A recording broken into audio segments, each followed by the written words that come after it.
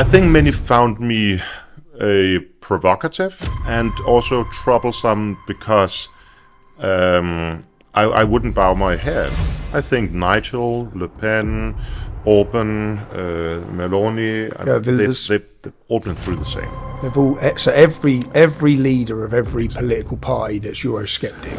I remember one of them actually told me to jump out the window because of my views on migration.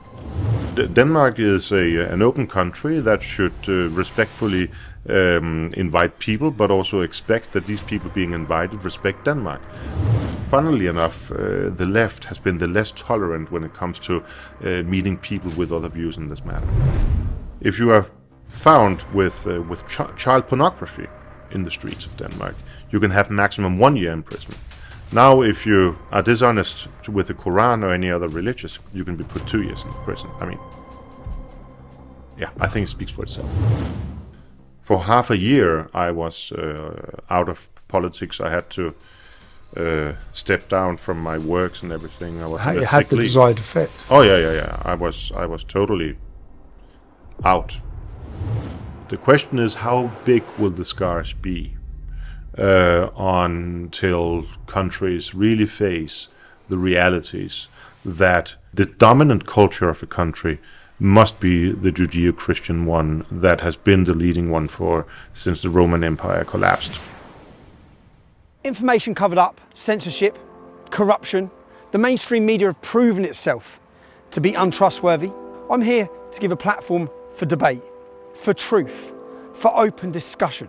I'm introducing you to my podcast, Silenced with Tommy Robinson. Who exactly is Tommy Robinson, or Stephen Yaxley-Lennon? With the English Defence League, the EDL. The problem is with Islamic The integration. English far-right Islamophobic activists. Since then, there's been organised protests across the country in London, Manchester, Leeds. People in their thousands are marching for Robinson streets. There is no such thing in this country as a Muslim. Free Tommy Robinson! Morten Messerschmidt is a Danish politician and since 2022, leader of the Danish People's Party. For the 2014 European Parliament election, he was elected a member of the European Parliament for Denmark with close to 500,000 votes, the highest number of personal votes ever cast at a Danish election. With a strong focus on welfare for Danish citizens, immigration, national culture and opposition to the European Union, Morten Messerschmidt has faced a lot of pushback from the media and accusations of fraud and falsifying documents. He continues to fight hard for what he believes is best for the Danish people and Denmark's future. I am in Denmark's Parliament. I am here for my latest episode of Silenced, my podcast, and I am with Morten Messerschmidt. Morten? Very good to meet you. Thank you for meeting. Again. Yeah, thank you again. You last hosted me for the premiere of my podcast, Right. for my documentary, Silenced. And I'm here to find out more about yourself. Mm-hmm. I saw in 2008, I believe, you received the most votes any politician had ever received, and then you doubled that in 2014. Well, something like that, yes. So essentially, you are the most popular politician. Well, it's almost 10 years ago. Popularity that has to swing, so it's not always the same. No, it's ups and downs. So I wanted to find out more about who you are, basically. Sure. So I can give the viewers. Where you grew up in Copenhagen? Just north of, actually, in a smaller village called Frederikssund. I grew up in I think, a very average family of working parents, and with 5 siblings. And then, I choose to go in the political direction. I got an academic degree as the first in the family for, I think, 5 generations or so. And now I live in Copenhagen with my girlfriend and family. So now, what was your mum and dad's jobs? Well, my mom worked at the local municipality in administration, local administration, and my father, he was a plumber. Okay, plumber. Same as my dad. Yeah. And you left school and then you went to university. Did you have a good time at school? Yeah, I did. When I think in gymnasium, in high school, around midway through, the political interests came, and that of course sparked a lot of discussions with fellow comrades and so on, and that were not all of them agreeing with my views, but it never really led to any sort of conflict or something. So it was a good time. In university, I didn't have much time to be there, physically. I was more studying from home, doing all my political stuff on the side. Okay, so what was it that got you interested in politics? Firstly, it was the EU. I'm born in 1980, so around 92 we had the referendum on the Maastricht Treaty, and I felt that it was a bad thing for Denmark, and luckily we had this referendum where I think 52% of the Danes voted no, and that really sparked my political interest. And then shortly after, Danish People's Party was founded, and of course focused on many issues, among one EU criticism of migration from the Muslim world, and other issues. But those were in the beginning what I focused on. And what year was the Danish People's Party founded? 95. 95, and you joined as the youth movement, am I right? Yep. Well, I actually joined both the year after, I think, both in the Mother Party and the Youth Party. And what was it the party was saying that was about the European Union or about migration? Well, this idea that the Union would sort of harmonize all standards and social policies and border control, migration, all issues that I felt was Danish territory, and where, loving Europe and the European countries, I certainly felt that Denmark had chosen another way, and we didn't want to be swallowed into this huge union. So it was on these issues. Animal welfare, I remember, was a crucial thing back then, where the standards, certainly in Spain and other countries, were quite different from what we were used to in Denmark. That would be harmonized by the Maastricht Treaty. So as a young guy here, 12, 13 years old, that was the issues that I felt most. What was the Maastricht Treaty? Can you explain that? Yeah, the Maastricht Treaty was when now we call it the EU, but there was a time when we called it the EEC, and it was a common market where independent states went together in order to do commerce together. And then in 92, after the Berlin Wall fell and all these things happened, there was a very strong driver to create a real union where we should have the union citizenship. We couldn't have the national border control and things like that. And that was all formalized in the Maastricht Treaty, also founding the euro as a currency of this union and building up to having a president and stuff like that. Okay, and from your early involvement in these sort of politics, was it easy? Or did you come under attack? Was it something you could openly talk about? The funny thing is, my mom was actually agreeing with me, but because she was a member of the Socialist People's Party, that was also Eurocritical at the time. They are not now; they're totally federalist now. But back then, they were against the Maastricht Treaty. So even though I was more center-right, we could agree on this matter. And the other pupils and my friends and stuff, they just felt it was fun to have a guy that would interest in politics.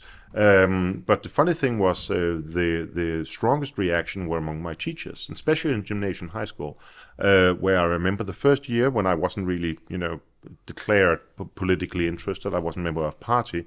I had the best relationship with many of my teachers, but when I sort of came out of the closet and said that I would be a member of Danish People's Party, some of them wouldn't even talk to me. Your school teachers? Oh, yeah. How old was you at this time? I was like 16, 17. 16, 17? Yeah, I remember one of them actually told me to jump out the window because of my views on migration. Wow. Yeah. And what were your views on migration? Well, that Denmark is an open country that should respectfully invite people, but also expect that these people being invited respect Denmark. And we could, at this point already, it's like, what was that, 25 years ago now, we could openly see that the migration from, in particular, the Muslim world was leading to many conflicts and problems in integration, labor market, crime, stuff like that, things that have just, been building on and being even worse today. At that time, we could see it, and I was quite outspoken about this, that we needed to limit the migration, if not even stop it from this part of the world.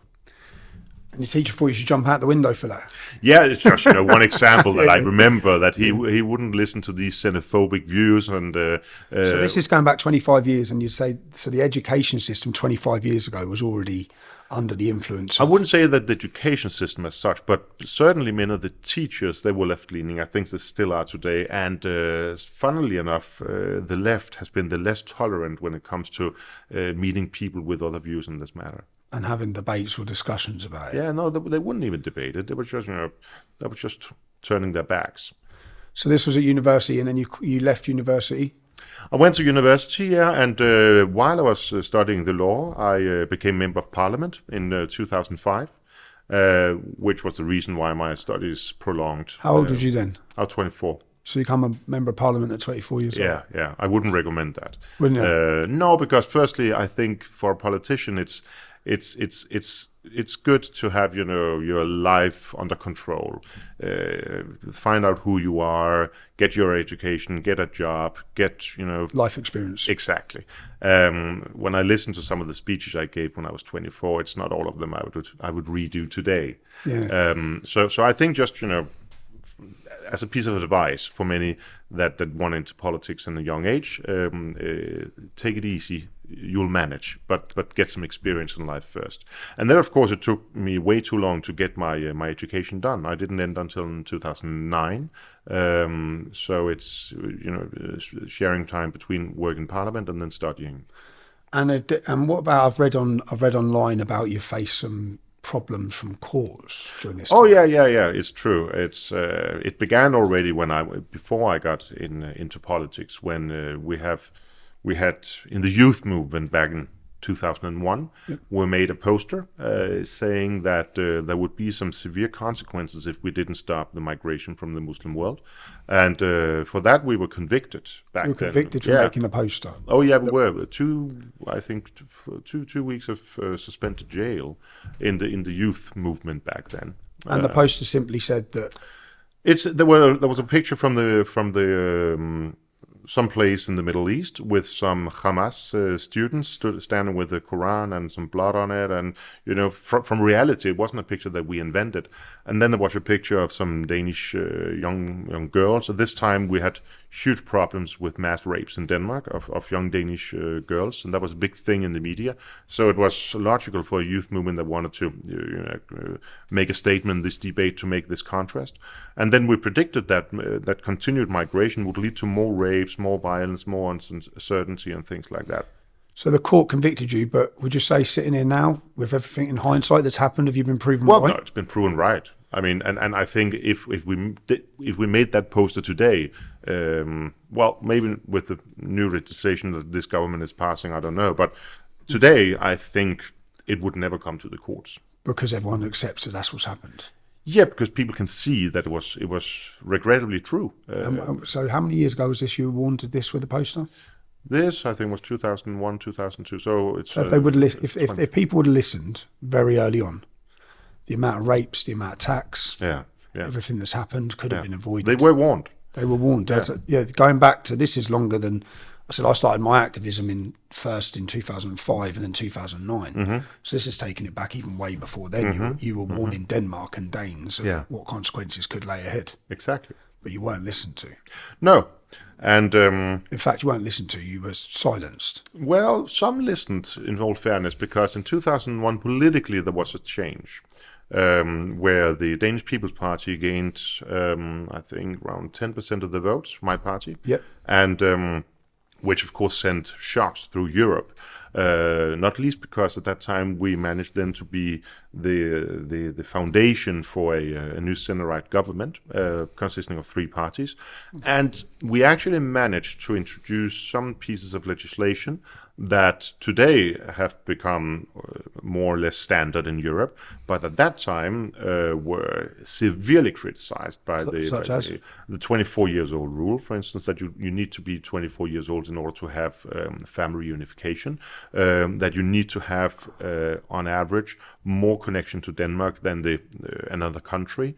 Things like that were introduced in order to limit we could tell at that time that many people from the Middle East here living in Denmark, turning 18, 19, suddenly got married with somebody who they'd probably never met from the whatever country in the Middle East where their family would come from, and then was family reunified to Denmark. And we wanted to stop that in order, firstly, of course, to limit migration through this part of the world, but also to protect the young person living here, giving him or her a chance to grasp Denmark instead of being forced into a marriage that they had no idea what would be. Okay, and then you said the votes you got, there were 10%, and that was in 2010? Something around 10%, yeah. And the next election from that, because I saw you got... Then we began to grow gradually. And in 2005, I became a member of the Parliament group here, and I was very happy to be spokesperson on the European affairs. That was right around when the Federalists wanted to move on from the Maastricht Treaty I mentioned early on, with a real constitution for Europe. That was luckily stopped by the French and the Dutch that voted no in a referendum. Ironically, it's always the people that stop the insanity in Europe. The politicians, they just continue. But luckily, we have some countries like in Ireland and the UK and other countries, France, Denmark, and so where we have these referendums. And in many cases, it's the people that put down their feet and stop the insanity. That also happened here. And following on, so you had that first prosecution for the poster. Yeah, that was 2001, and then.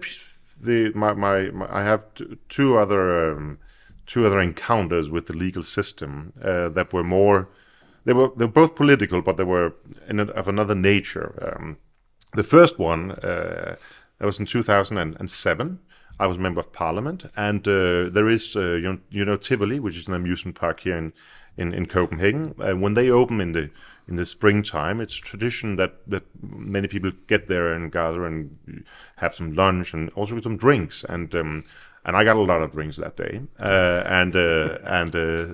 A week after or so, a newspaper said that I had been singing Nazi songs. And it all ended up with apparently some former social democratic minister having said that to the media. And I filed a libel case against this newspaper because it was false, and it totally fell apart, and it ended up with the chief editor being punished and so on. But it took a while, and being accused of these things, it's sort of the rumors is spread. At this time, was you a rising politician as a young politician? Was you a threat? Would you say you were a threat to them? Because I think many found me provocative and also troublesome because I wouldn't bow my head. I mean, I knew my stuff in the EU debate and migration debate, and I didn't accept the common arguments of Denmark being a granting or benefiting from migration. At that time, people spoke about cultural enrichments and stuff like that, which was evidently... We've seen that now. Yeah, false when it came to this part of the world. You could argue that, of course, from other parts of the Western civilization, Denmark has historically been enriched. I mean, Messerschmidt is not entirely a Danish name. I think I'm an 8th-generation migrant from Germany, something like that. Yeah, but I feel that I have sort of integrated and pay my tribute to this country, which is much more than you can say for many of those coming from the Middle East. So if you look at it now, you've got a politician who's lined up alongside the media. He's made allegations against you. The media have run those allegations around your whole country. I'm guessing they use that to beat you down. Nazi. Absolutely.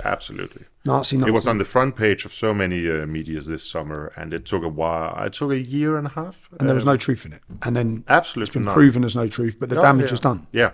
But the good thing was, at that night when we were having drinks and so on, I met my future girlfriend, and we're still together. So in the country of Hans Christian Andersen, something good has to come even out of bad times. Okay, and is that now your partner, your wife? Oh yeah. We've been together for more than 16 years. 16 years since that day. Yeah. Okay, and what does she do? Has she felt pressured from what you do? Oh yeah. It's actually interesting because she's an actress, an artist. She is. she's a cabaret singer, which might give you some different connotations, Dutch which is folk, different, yes. but in a traditional way. In Danish. Yeah. Where we have north of Copenhagen another amusement park, not being Tivoli, but something equivalent. And her family has been there with roller coasters and stuff for 110 years. And among these things they run is a cabaret, and she's on the stage there. And so she has many friends in the cultural environment and so on. Many of them, of course, many of those reacted very, very negatively back then when we got together. But she was very clear. Was it very negative back then because of what the media was saying about you? No, just in general. Okay. That she could be with me, a centre-right Euro and Islam critical politician. So their friendships stopped immediately, and she was very cool about it because she said that if they couldn't sort of see through me and see her, and it was her judgment, then they weren't real friends. Wow. So yeah, her life's been affected. Oh yeah, indeed. No, it's and continued to. It has, and I won't be lying saying that this was not one of the reasons why in 2009 then I accepted to run for the European Parliament, because being in Brussels sort of cooled everything a bit down. Because people don't recognize you in the same way in the street, and you have some more privacy, and that was nice after meeting in this very media-focused way in Tivoli and things like that, and then the court case, which we won, and it was nice then to have the idea of a more relaxed everyday life. So you escaped as such. Yeah, you could to the say European that, but also Union. it also intrigued me and inspired me to continue my fight against the European Union and the system, and what had originally been the reason for me to join politics and wanted to spend my life on this. So it wasn't entirely that, but it was certainly a positive adjective to the work. It had the adverse effect. Exactly. And you've had another court case, I believe. Oh yeah. So this becomes a common theme with anyone. Well, I hope not. I hope not. Yeah. Three's enough. Okay, so talk to me about the third case, please. Well, yeah, but in the European Parliament you have the political parties as well, and many of the Euro-critical parties have been under huge scrutiny for misspending. And Nigel Farage, I believe. Farage, Orban, Le Pen. Anyone who speaks out, they use the system. All of them. Okay. All of them. Yeah. And therefore, in I think 2015-16, Olaf, which is the criminal investigation of the European Union, began an investigation of what was at that time the party to which Danish People's Party belonged, called MELD, the European Party for Liberty and Democracy. And which we shared with Nigel Farage, I think, at some point. But that was before this. Anyway, they come up with this accusation that we had a meeting in Denmark, which had costed, I think, 14,000 euros, and that EU hadn't played a sufficiently dominant role in this meeting, and that actually ended up at the court, and by that a farce began. Because firstly, at the civil at the city court, what do you call it? The first level. Yeah. I was convicted. Half a year of suspended jail. And what would they have labelled that offence as fraud? Fraud, yeah, okay. yes, because they said that the money fraudulently receiving money. Yeah, it had been a meeting that was entirely domestic politics, not EU. And therefore I was. So they said you were using EU funds to deal with Danish People's Party politics. Okay. Exactly. Then it came up that the judge, he was an outspoken critic of Danish People's Party and me, and good people that were fast on the internet found huge, tracks of discussions where he'd been contributing his views on me, my person, my party. You personally? Oh yes, there was a very, very colorful debate about which mental disease I might be struggling with because of my views on EU and stuff like that, where he had been contributing. So it's a very politicised judge. Oh yeah. So we took this to the district court, to the next level, so to speak, and they made the first judge annulled, and it was cancelled. So everything had to begin again. Was it cancelled then because he had a conflict of interest? Yeah, exactly. He had his own personal views and he allowed them to override the decision. He should have stepped down and let somebody, What year was this? impartial. That was in 2021. 2021, yeah? Yeah. So last year then. Did the headlines, I'm guessing, again, the same as the previous of course. headlines? The plump. No, not Nazi. No, the previous ones. This was similar. just now. I was just a fraud, Yeah.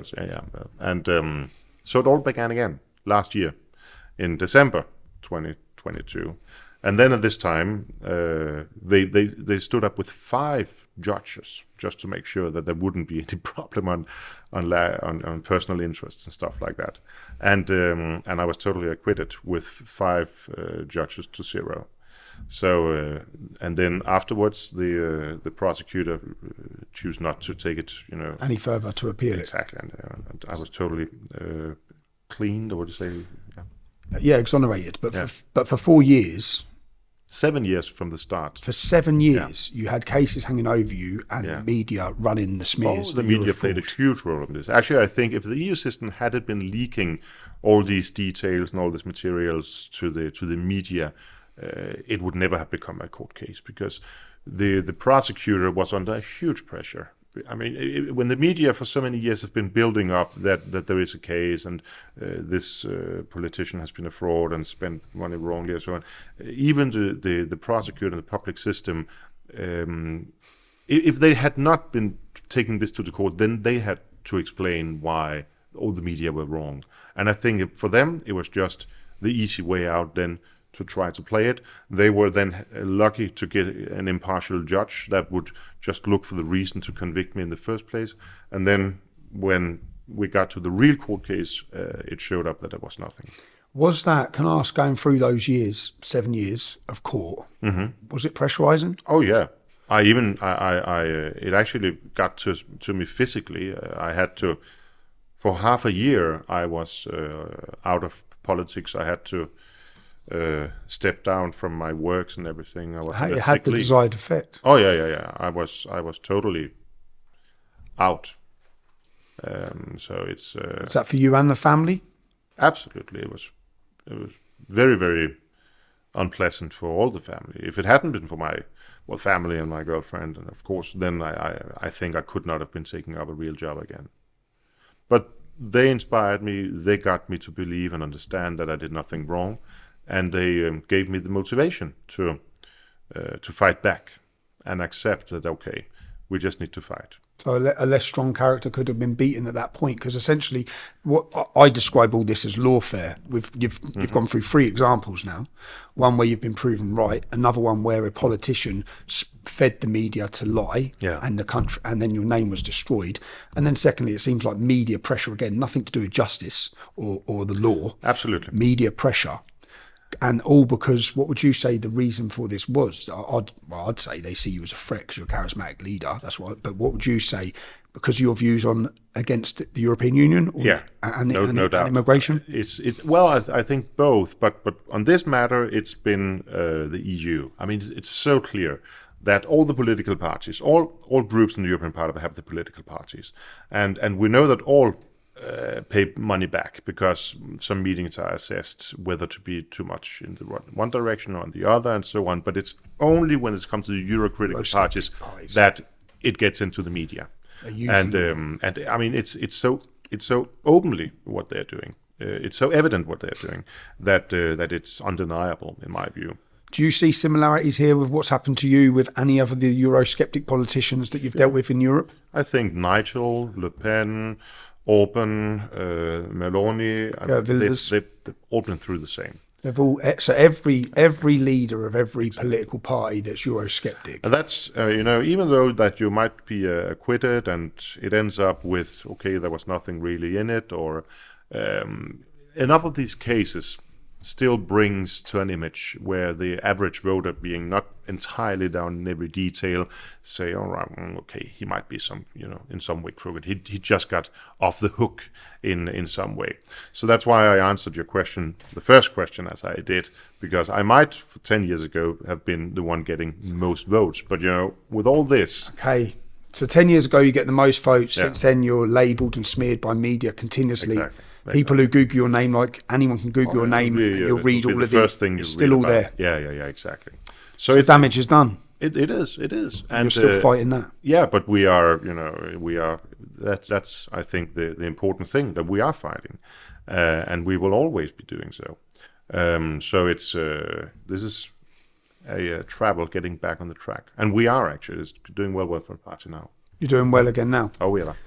Because would you say the party, when Angela Merkel opened up the borders, which was what, 2015? 15, yeah. When she opened up the borders, at that time in Denmark, where were the Danish People's Party? Well, that was a defining moment, because Danish People's Party was the biggest center-right party at the time. We had a center-right government being supported by my party. I was in Brussels, though, but the leadership here was very influential. And, to be frank, at this moment in history, failed. I must say, it's not, I took over the leadership a little less than 2 years ago, and I've decided I won't look back. I don't want to criticize too much. Okay. But it was a failure that back then we didn't close the border. We have in EU, we have something called the Dublin regulation, which means that if you want to apply for asylum in the EU, you must do it in the first secure country where you are. All these people were in Germany, and they should have not been let into Denmark. But sadly, I think between 14 and 50,000 Syrians were accepted into Denmark, and many of them still here. And now, of course, fighting to stay, even though that for most of them it will be perfectly safe to return to Syria. Okay, so but that was before your leadership. You're now the leader. It was, of the Danish People's and that's Party. been one of the big things. I think it very often is that when you get a new leadership, to redefine what is the project, and also to say, okay, which failures have been committed in the past, and confirm for the voters that we have learned from this. This led to a split of Danish People's Party, where the previous leadership went into a new party, a more liberal party. Along with the Liberal Minister of Migration at that time, who was in charge when so in that sense you could say that Would you say the party was infiltrated? Not infiltrated. It was. If you look at the lengths they're going to, the European Union, Eurosceptic parties, if you look at the lengths they're going to silence anyone to do with immigration, would they come within parties? We got into a wrong track. Okay, that was the problem, and you could say that those who got into the wrong track at the time, they took the consequence of it and left the party, and now have more openly said that they are not Euro-critical anymore. They are not, as such, Islam-critical anymore. For instance, they favor to have mass migration as long as people have a job and things like that, whereas I'm much more concerned about the long-term impact of the country if you don't have a focus on Danish culture, Danish language, and things like that. So, but at least they took the consequence of their changed minds in politics and left the party to join another. So now the party's under your leadership, Morten. What is the biggest threat to Denmark? I think it's a mix still of migration from the Middle East and the EU enforcing this migration. And you don't have control of. No, not at all. No, I mean, we do have opt-outs on the Justice and Home Affairs, but it's not as safe as it should be. For instance, we need still to apply gradually in order to have our border control, whereas the UK, for instance, has a more clear possibility. You don't really use it, but you do have an opportunity. Since Brexit? Well, actually, also before, but still, I think it's evident that the UK government doesn't do anything enough in order to protect your borders. But I mean, that's your area. I'm focused on Denmark, and and we don't have the efficient border control that we should have. We also have many holes now in our National Migration Act because of EU regulation that should never have applied to Denmark, because we have our opt-out back from the Maastricht Treaty. So in that sense, migration and EU are interlinked cases and problems for Denmark. Because you can't deal with the migration because the EU wouldn't allow you. They actually tell you who's coming in and how many are coming in. Exactly, and as long as the EU doesn't even want to help Italy, Greece, and some of the Mediterranean southern countries to protect their borders, this is a problem also impact in Denmark. When people get into Italy, it's not their dream country to be in. They want to go where the welfare states are massive, and that's Denmark, Sweden, Holland, and so on. Would you say these are asylum seekers? That's what they claim. But you disagree with that, would you?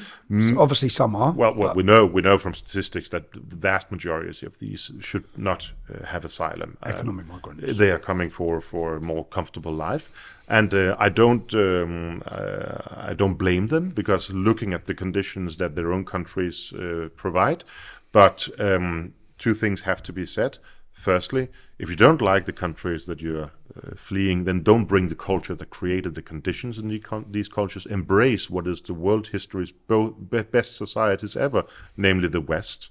And so many of them don't. I mean, what we've seen here in Denmark and in many of the Western European countries is that Muslim migration come here and then insist on our societies to change in order to gradually become what they actually fled from. That's the first thing.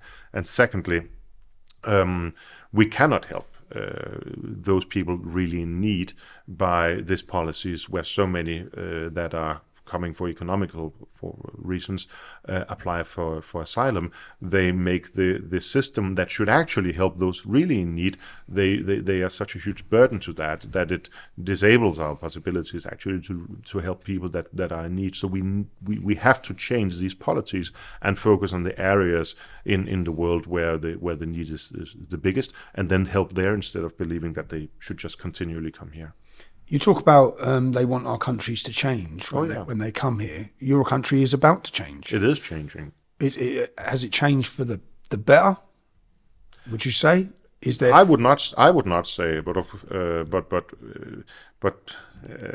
if you, I'm born in 1980, and it was not a paradise in 1980. I mean, if you could easily get your ass kicked in the streets if you got in the wrong neighborhood or whatever. But today, if you get in the wrong neighborhood, you don't get your ass kicked. You might be killed, raped. Raped, or it's an entirely different level of violence, of brutality that we see in Denmark, and that I think is impossible to deny has clear linkage to the many of the migrants coming here. Gangs of young Arabs making the streets unsafe for work, for well, not even only for girls and women, but also for just young people not thinking brightly and walking maybe home alone in the night, and then being spotted by these packs as a victim. And they don't just take your wallet and slap your face.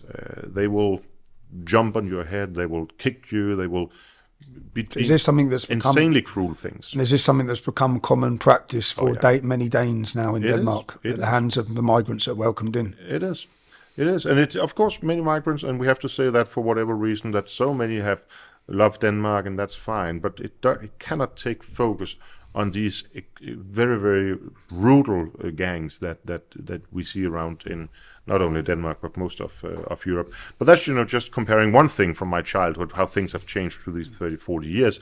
Then of course you will see that suddenly you will have the Muslim scarf, hijab and whatever, all over the country. That impacts, of course, the behavior of many girls, because it sends a signal that only by wearing that you are clean, you are to be protected, you are to be cherished. This is to do with Islamic teachings, because many You there's have verses in the Quran. young girls not wearing the headscarf that will be spat at or in other ways, bullied and things like that. That's happening now in Denmark. That's happening now in Denmark. We have parallel, informal Sharia courts where young people that, if they want to get divorced, if they have issues, will go there instead of going to the real courts that enforce the Danish law, things like that. So this is impacting the culture. And the victims there will actually be the Muslim girls. Who Will be the Muslim girls, yes. And again, who are born in Denmark. Exactly. And as I said before, I don't think you can find any place in world history where it would be better to be born than in the West around our time of birth. I mean, around now. The amount of equality, wealth, prosperity, possibilities, free education, things like that, it's second to none. Not only on the world surface today, but in world history. And why is it then that people come from countries that are evidently developed in a less attractive way? Because if not, then why would they? Why are they here? Why would they come? Why do they then insist on bringing a culture that has created these so dramatically different societies? Do you allow in Denmark Saudi Arabia's funding to be used for mosques? I think yeah. Iranian? Yeah. So totalitarian regimes? I will tell you a funny, or more, maybe not funny, but just a piece of fact. When the Social Democratic government ran for office in 2019, and successfully so, they had a full program where they tried to copy some of the policies of the Danish People's Party. One of them was that they wanted to ban funding from specific countries, naming Saudi Arabia, Iran, and these more radical Islamist countries. Now, speaking here, no countries have been banned, only one person. They have found one person who I believe have 12 or 13 cousins that he could easily, use as a middle person to if he wants to send money in here. So we have huge problems. And for instance, so they run on a campaign to promise to do this, to pull votes away from probably the Danish People's Party. Yeah. And then they haven't implemented any of it. No, they haven't even tried. I even presented the bill in Parliament, copying the text from their program, saying we should enforce this, and they voted no to their own. They voted no to their own policy.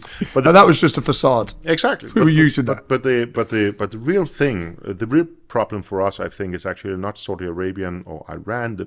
They are as well, but the big thing right now is Turkey. Because they're threatening you. Because they are using your country as well. They are using the mosques for social control of the Turks in Denmark. Which they've done in Germany for decades. I think it's not only a Danish phenomenon. They've done it all over Europe, apparently. But they have this Diyanet, the Turkish Ministry for Religious Affairs, that then send out the imams and the people that are being, working at the mosque. And they work very closely with the embassy of Turkey. And then they report if they have Turks, and there are many Turks in Denmark. Many also very well integrated, and so if people are too well integrated or behave in a way that Erdogan doesn't like and things, then it's reported from the mosques to the embassy and then back to Constantinople. So he's running his own sort of policing force within Denmark. Absolutely. Not just that, you're about to go into Parliament. There's about to be a we have at what's the time? An hour or so. Yeah. The government is introducing a new shameful piece of legislation, which is not only reintroducing the ban on blasphemy, which we almost unanimously abolished 6 years ago, but is now even widening the scope of statements against religious artifacts that would be criminalized. What's the reason for this? We've had some very isolated but very active groups of people on the right wing that have been traveling around burning the Quran and making provocative statements, and that, for various reasons, had become to the Islam fascist government's awareness in the Middle East. And one should think that they had another plate, dealing with all the matters down there. But they are now very concerned about these Quran burnings in Denmark. And sadly, we don't have a government that would just say the obvious. Free speech. We don't fancy burning stuff, but we allow it. That's all what they should say. We have free speech, and that also contains, speaking and manifesting things that you might not like. And by the way, it's created, as I said before, the world's best society. Try to look at yourself. You don't have free speech. See where you are. That's what they should have said. But instead, they have bowed their heads. And which countries is this putting pressure on? I think it's mostly, as you mentioned before, Saudi Arabia, Qatar, Iran, Turkey, certainly. They have a union of some the Islamic, the OIC. OIC, yeah. This is a block of Islamic countries that come together, and when they want to put, whether it be political trade, trade pressure, any pressure, they use that to influence the host country. So they've been using that to threaten Denmark, threaten Sweden. That they need to ban these citizens who are exercising their freedom of speech. And the funny thing, or the sad thing, depends on from where you see it. Denmark and Sweden are not at all the only countries in the world where these manifestations are legal. Take the US, I think even the UK, Netherlands, many places you can do this, because I think you can argue that one of the most core elements of Western civilization is the ability to critique religion. Back in the Reformation, I mean, there were many harsh critiques of the Catholic Church. That was sort of the foundation for the Renaissance and the development of where we are today. So say that you should limit these critical approaches to religion, in my view, is very contrary to what has been Western civilization. Even though I personally don't fancy to burn things, Qurans or any other things, I think it's a bit primitive. I can easily argue against Islam without burning it. I agree. I think you should read it. Exactly.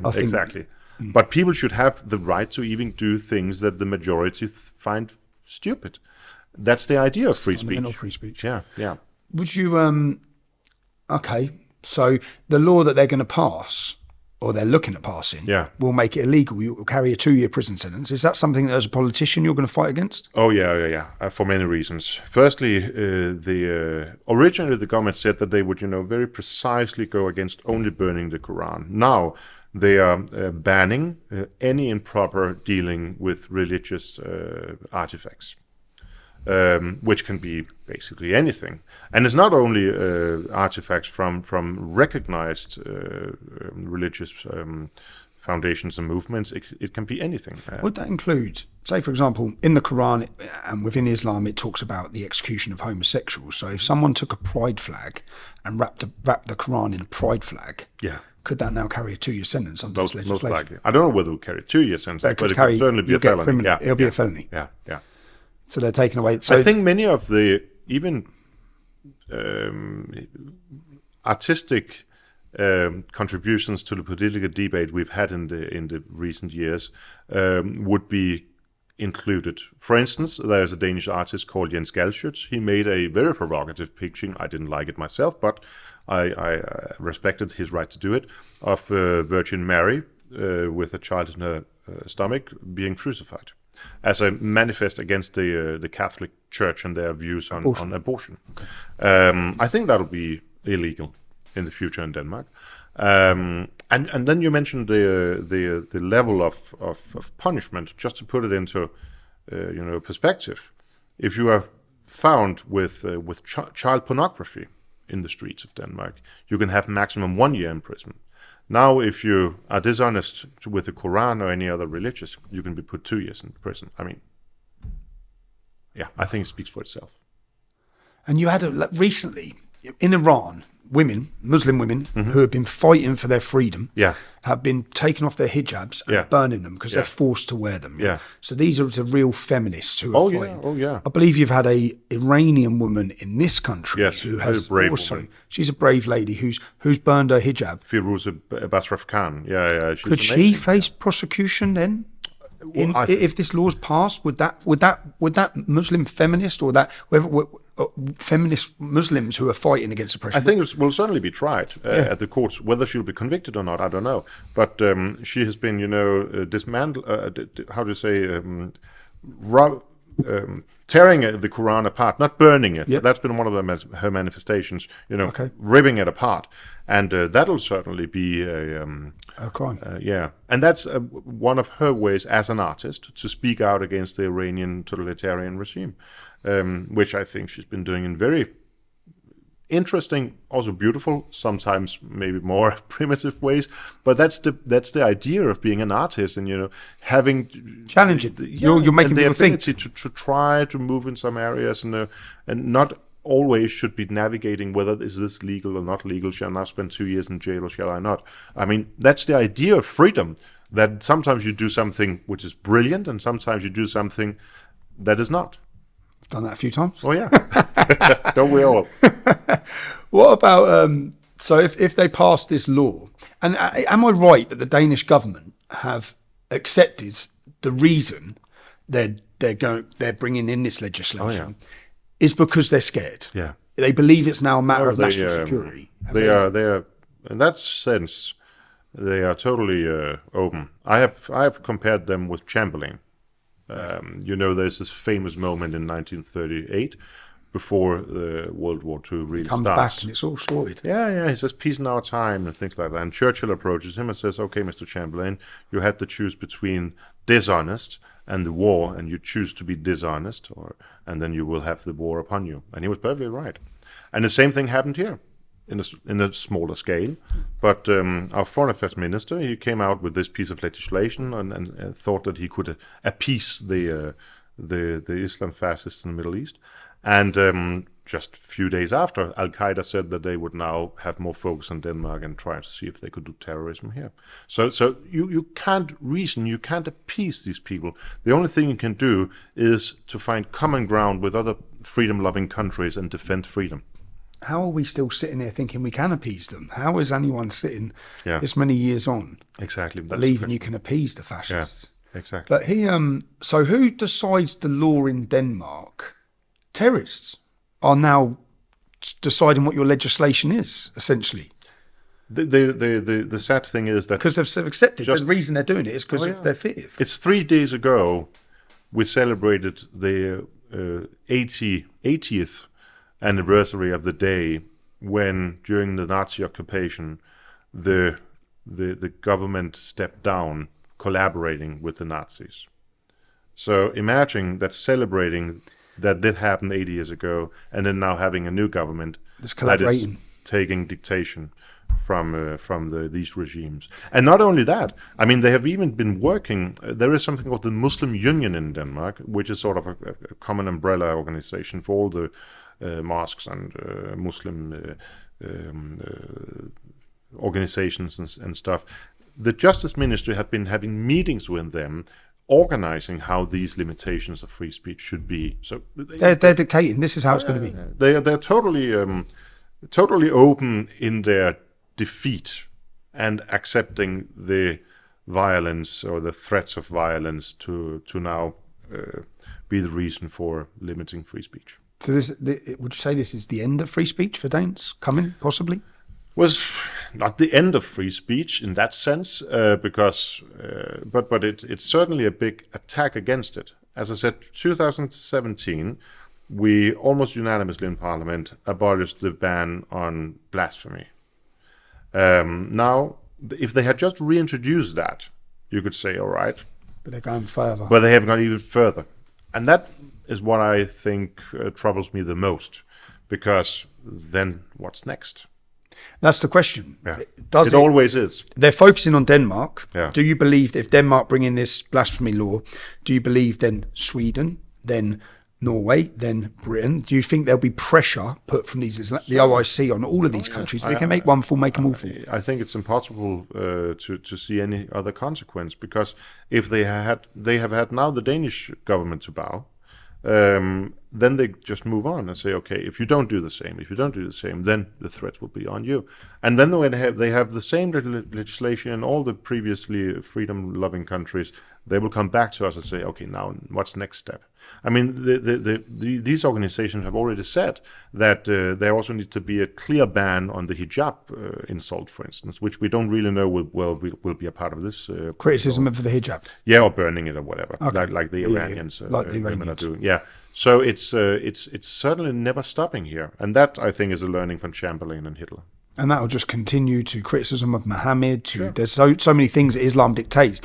We are pandering to Sharia law. We're pandering to take the freedoms of our own people. These regimes are founded just as profoundly as you and I and the Western civilization are on freedom. These regimes are founded on banning freedom, on limiting freedom. That's what Islam is about. Subjection. That there should be only the wise people knowing the Quran that dictate society, limiting the freedom. So that's what they want. That's what Islam. That's the reason why the Islamic world, socially, economically, politically, has stalled. And that's what they want. I believe the threat level to Denmark is the highest it's been at currently. Do you think you are facing the threat from terrorism? Do you think it's a real threat? I think we have for some years. Since the cartoon.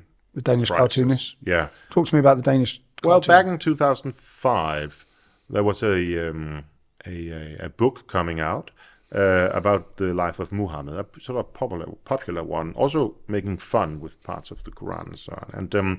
And the author wanted to have caricatures in the book, but nobody dared. Nobody wanted to contribute. They were afraid of what would the reactions be. So the Danish daily Jyllandsposten at that time then invited famous caricature drawers to contribute. And 12 of them wanted to, and they printed it. And that, of course, led to a big issue in the Middle East, where Denmark was then under threat and stuff like that, because we had been, or not we, but these cartoonists have been depicting Muhammad and apparently thereby violating some rule in the Sharia. Punishable by death. Yes. Like Salman Rushdie and like anybody else who stands out for freedom and speaks against Islam, that they will be they will be under threat for fatwas and thereby anybody. There was even a couple of years ago, Salman Rushdie in New York was. They got him. They stabbed him in the neck. Yeah. At the end, and a young guy that he wasn't even born at the time of this fatwa, and I think that shows how strong an impact this has in some parts of the Muslim community. I met someone yesterday whilst I was here, a gentleman called Rasmus, who was under 24-hour guard by Danish authorities due to threats to his life. Yeah. In fact, he seemed like he was living in a prison after. I assume. There's no freedom left for him, so his democratic rights have been taken. Yeah. Talk to me. And okay, so can I ask you about? There's a huge election coming up in America. I know. Can I ask you? Have you got your eyes on it? Have you had your eyes on it? Do you think the American situation affects us here in Europe? What's your views of the current? I'm actually a bit saddened what's happening in the US. I think it's very colorful. It's very funny, but it's not really the burning torch of freedom anymore. It's not inspiring as it used to be. I grew up. I think we grew up in the 80s. Yeah, 82. With Reagan, and then afterwards with Clinton, and it's difficult to compare. I think European and U.S. policies. It's two very different systems. But now, even though I think Trump is funny and in his way addressing some of the issues that I think should be addressed, but doing it in a way that might not be the best way. And then Biden on the other side. I mean, they are polarizing, both of them. Polarizing the American democracy, which I think is essentially sad to be witnessing. Do you think there's been a problem with the last election? I don't know. Honestly, I don't know. I cannot. No, not involved. No. Enough. Okay. Can I ask you about what would you say in your whole of your life has been your most worst moment? My worst moment? Yeah. I think that was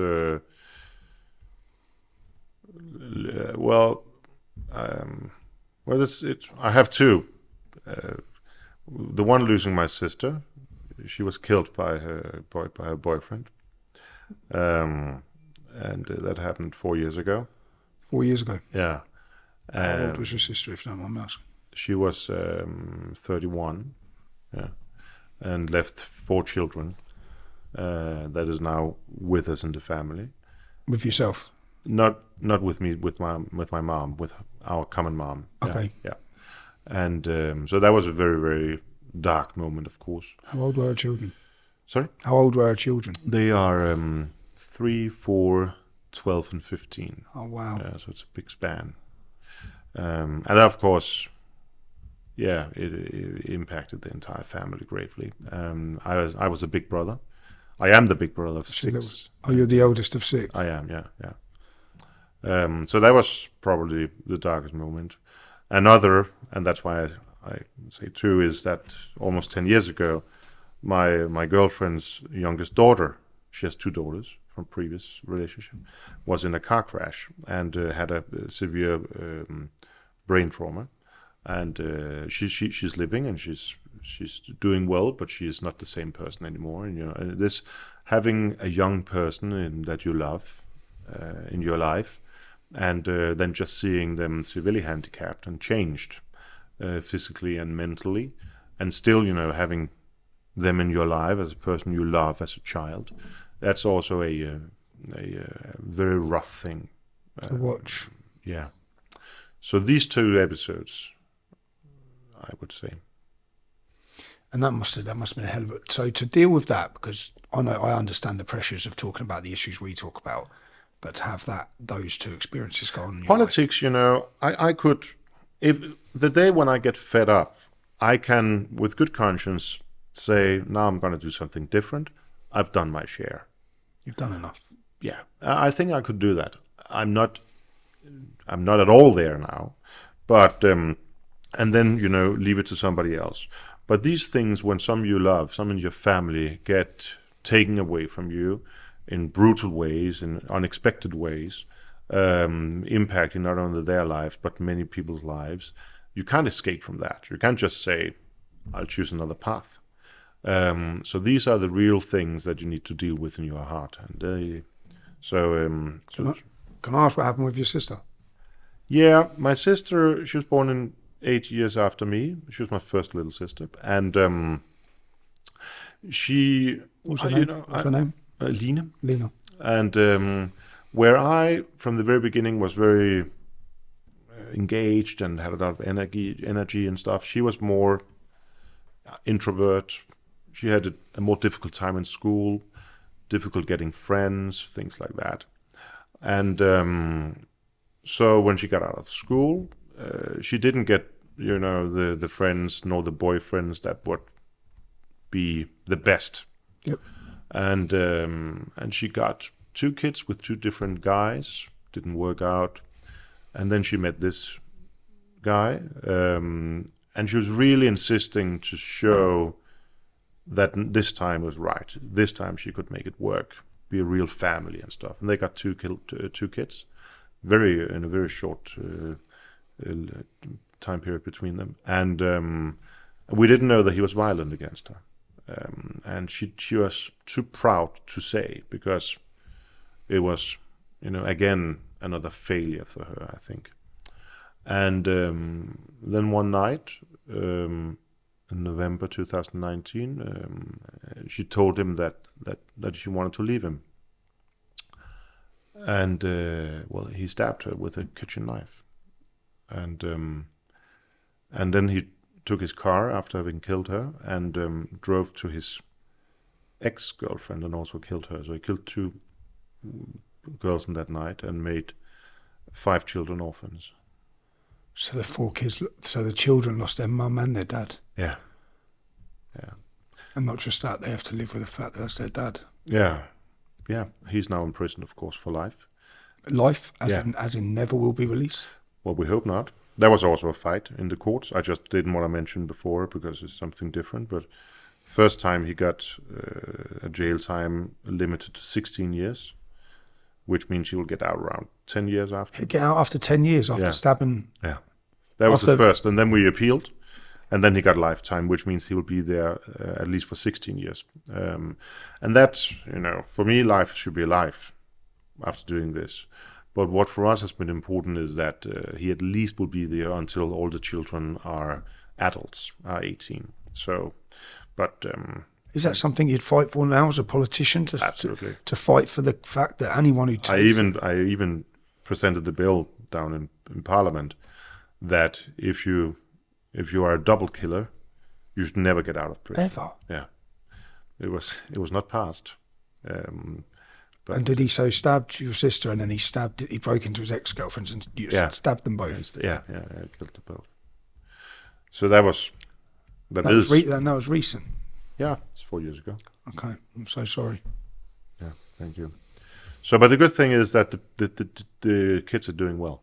They are, of course, scars, luckily only on the soul, but they're doing good. School, friends, family. You close with them all? Yeah, That's as good. close as you could be with teenagers. Of course. They think I'm awfully dull when they get. They to think you're awfully dull. Yeah, boring. Really, you're the leader of Danish People's Party. They You're always couldn't care. flamboyant for politics. They couldn't care less. They no. When they come, they visit us in weekends and stuff, and I say, okay, shoot, what museum would you like to go to? And what do you know? They just want to sit with their iPads, or maybe they want to go to Tivoli or the amusement park and stuff. Of course, but no, but it's fine. I love them all, of course, and I miss my sister, but I'm glad to have them more in my life. Yeah, to have part of her. Yeah. What do you see as then just where we're at now in Europe? Why would you say, with everything that's happened across Europe, with terrorism, with the threats, with violence, with the rapes, which we've seen common across the UK from Muslim gangs, why would you say our borders are still open in such a way? What's the purpose of that? It's not good for Europe. We know that. Any basic person can look and think, this isn't good. What's the reason that our borders are being kept open? I think there are many, or there are at least some. Yep. Firstly, of course, you have some that are just ignorant and think that a culture of a country is not impacted, and they don't see the catastrophic consequences that you and I see. Maybe they live in comfortable homes, in comfortable areas, with comfortable lives, and are not faced with this, the realities as we have talked about, because they are indeed, in some parts of the countries where many people maybe have less income, lower incomes and things like that. So they can just turn the blind eye and be morally, above. Then we shouldn't ignore that many in the industry just love to have an influx of migrants that will put pressure on wages and pressure on the labor market. To bring down the wage. Oh, yeah. I mean, and these are people that also, of course, live comfortable lives and so on. And then I think one of the problems we're facing now is that a new generation is growing up having never experienced anything else. I mean, they don't know how it was to live in a country where they don't have these problems of crime or open racism against the Europeans, or where the headscarf is not a part of everyday life, and what impact does that have on the rights of both sexes and things like that. That's, of course, and maybe that's even on the long term the greatest threat, because European culture is now changing. And if people don't understand what they are losing, of course, then how should they react? So I think there are many reasons, and then there are legal issues. Of course, you have a huge pressure on this system called the International Conventions, written back in the 50s, right after the horrendous World War and the consequences of that entire period in the 30s, where it made sense, of course, to write into international conventions that everybody has the right to family life and stuff like that, but which is nowadays then being interpreted in any migrant coming here has the right to family life, which means bring the family here. So these international conventions from another time are being now abused in order to facilitize the migration. Yeah. And how long would you say Europe has before it's changed beyond? Well, if you have to be optimistic, then Europe has been through difficult times also difficult times of migration. I mean, now I speak on a 2,000-year perspective, and has still prevailed and has still, managed to get through. So I think we will manage. But the question is, how big will the scars be until countries really face the realities that if you want the best societies also in the future, the best universities, the best possibilities, wealth and stuff like that, equality of the sexes, all these issues, fundamental liberal societies, then the dominant culture of a country must be the Judeo-Christian one that has been the leading one since the Roman Empire collapsed 1600 years ago, and that I think is gradually becoming recognized, even in some of the older parties. But it's going to take many years, tens of years, until the policies will be where they should be. Would you? When's the next election in Denmark? Well, now domestic elections will probably not be until 3 years, because the present government is doing so poorly that they will never call for election. So that will be, I think, in 3 years until something happens. But next year we have European elections, and which I very much look into. I'm not going to run myself. You're not? No, I'm perfectly. Is that happy. because you're happy here now? I'm happy here, and I have a very, very good candidate, and then we'll see what happens. How many are you fielding for the European elections? Fielding? How many people do you have standing? We have a list of 20 candidates. Okay. So we'll see. Morten, it's been an absolute pleasure. Likewise. I'd like to thank you. Thank you. Thank you for coming, and thank you for what you're doing as well. It's very, very important for all the matters we've been talking about. Thank you very much, and I wish you luck in whatever your next election, and your nieces and nephews. I send my love. Thanks, mate. Thank you very much. Carry on watching for more interesting guests. I'll talk to anyone. I'll debate anyone. I'll hear anyone's story. If you want to help me along that way, it's not free. I need your support. If you can support my family, that gives me my peace of mind. It means I can continue to do the work I do. You can do so at www.supporttommy.com. I appreciate every bit of support, as do my children. It gives me the ability to fly them out here to see me so I can stay in constant contact with them. I'm deplatformed and I'm censored, so I need you. I need you to share this content, and make sure you stay tuned for upcoming weekly guests, interesting guests, exciting guests. I'm Tommy Robinson, and this has been my podcast, Silence.